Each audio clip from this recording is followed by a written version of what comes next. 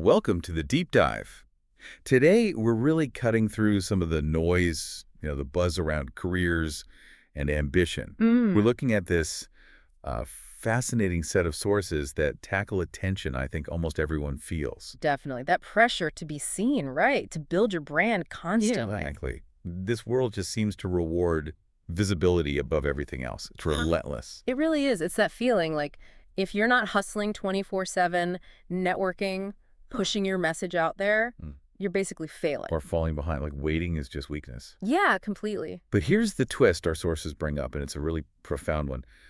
A paradox, almost. Okay. What if all that striving, the constant pushing, trying to force promotions, chasing titles, Yeah. what if that's the very thing that ends up sabotaging your long-term success? That's interesting. So the chase itself delays the prize. Potentially, yeah. Yeah. And that's what we want to dig into. So our mission here is to unpack this counter argument from the sources that real, lasting promotion. Well, it's often not something you just manufacture yourself. Right. They actually describe it as divinely orchestrated, which sounds passive maybe, but it's not. Not passive at all. No, it's more like a strategy Mm-hmm. focused on deep work, character, humility, and crucially timing, not just frantic effort. And maybe the biggest takeaway right off the bat is this. The difference between a career that's kind of fragile, built on shifting sands, and one that truly lasts. It comes down to trusting that timing. Divine timing, they call it. Instead of trying to rush things out of fear. Exactly. Fear of being missed, fear of irrelevance. Okay, so let's start with that pressure cooker, the modern landscape. Yeah, it feels like everything's about speed now. Yeah. Acceleration. Careers measured by clicks, likes, algorithm updates. Oh, totally. Engagement metrics rule everything. And if you're not constantly visible, posting, sharing, it feels like you don't exist professionally. And we start confusing that visibility with actual destiny or value. Mm. Right. We measure ourselves by titles, follower counts, how much applause we get. And leaders, they're just burning out trying to stay relevant. It's exhausting, and we internalize this belief so quickly. Visibility equals value. If I'm not seen, I must not matter. But the sources point to this ancient scriptural idea that flips that on its head. Yo. You found that quote from Psalm 75. Yeah, it's powerful. Psalm 75, verses 6 and 7, it says, "For exaltation comes neither from the east nor from the west, but God is the judge. He puts down one and exalts another." Wow. Okay, so that directly challenges the modern idea that status is purely about my effort, my marketing, my networking skills. It absolutely does. Look, the sources aren't saying don't work hard. The danger is the attitude. The why behind it. Exactly. When, as the sources put it, hustle replaces humility and strategy replaces surrender, well, you basically cut yourself off from that divine orchestration. You're opting for self-propulsion only. Right. And the consequences can be pretty severe, Huh. especially for leaders, which brings us to this concept they talk about, premature platforms. Premature platforms. Ooh, that phrase.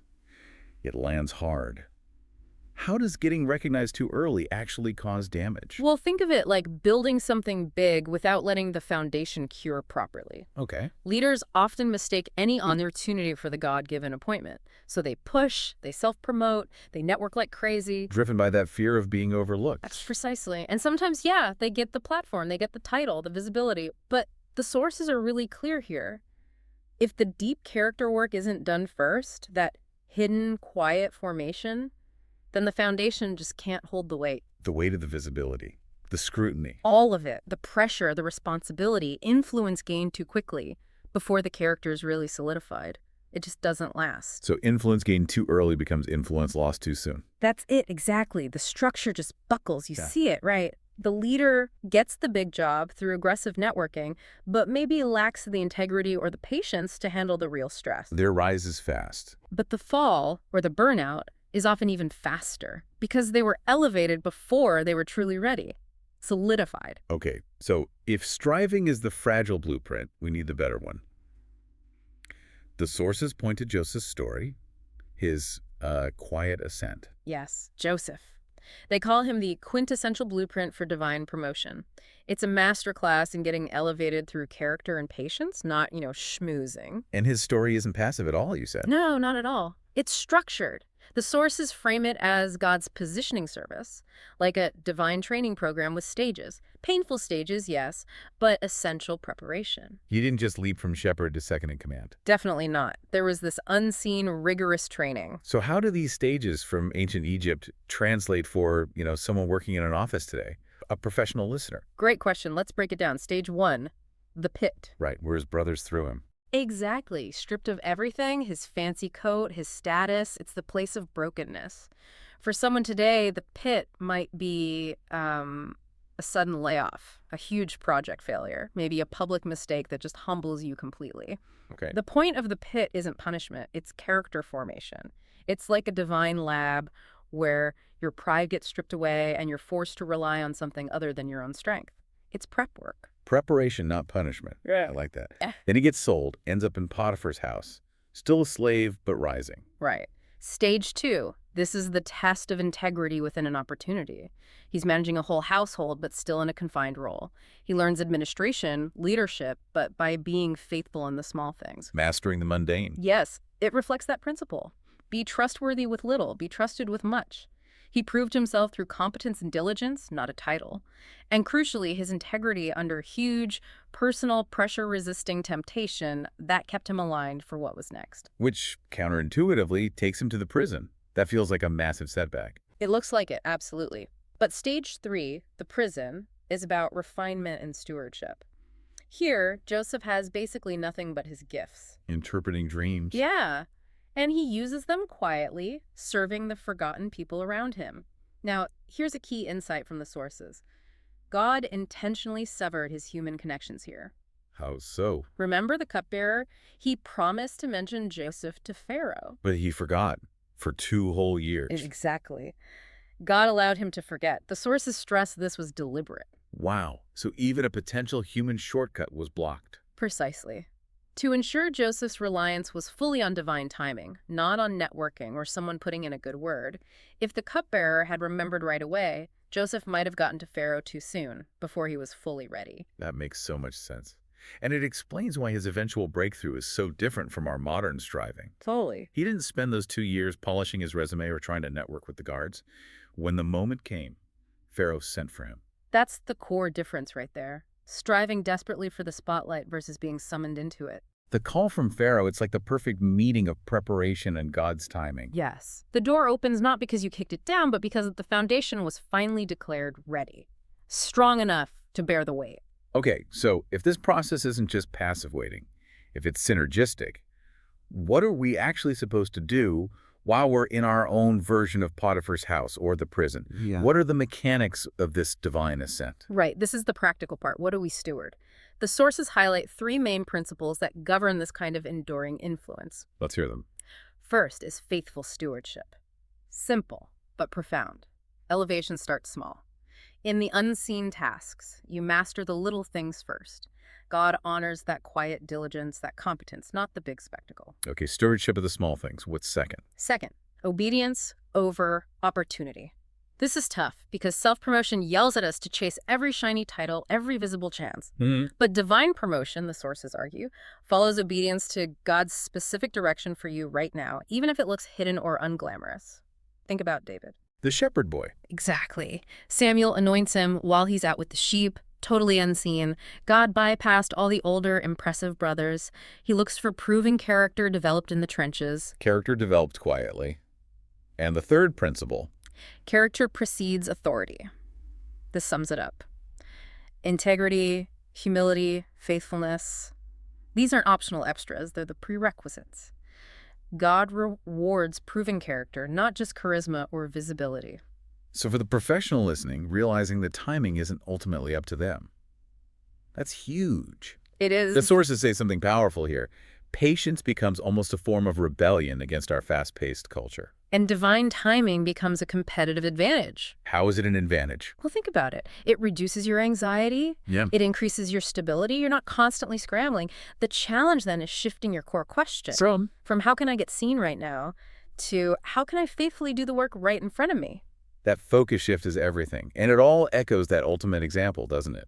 Christ in Philippians. Absolutely. The highest authority came only after the deepest humility and service. Hidden obedience comes before visible authority.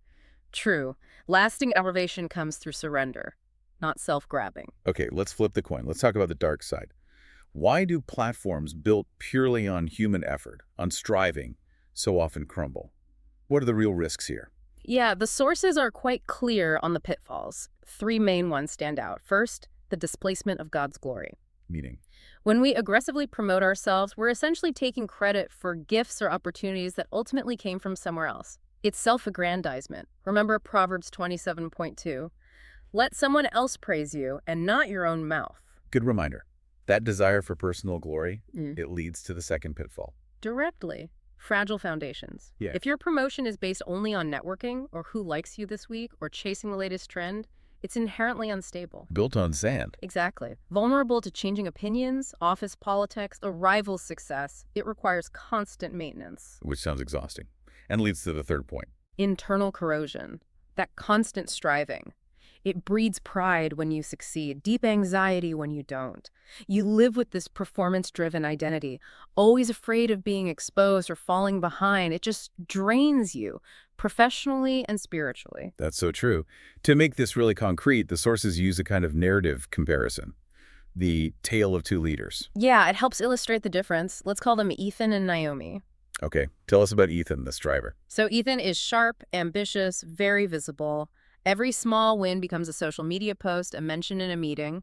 He networks relentlessly, strategically makes friends with higher-ups, and he climbs fast, gets a senior role pretty young, say 35, lots of applause, short-term recognition. Sounds like the model we're often told to follow, but what's the hidden cost of that speed? Well, underneath, Ethan is riddled with anxiety. He sees every colleague as competition. He's tired because he has to constantly manage his image, keep the narrative going. The foundation is fragile. Exactly. His value comes from outside approval. He's always performing, which eventually leads to compromises, maybe ethically, maybe just in authenticity. His team starts to see through it. The recognition needs constant, exhausting fuel. It's fleeting. Okay, now contrast that with Naomi, the faithful steward. Naomi is different.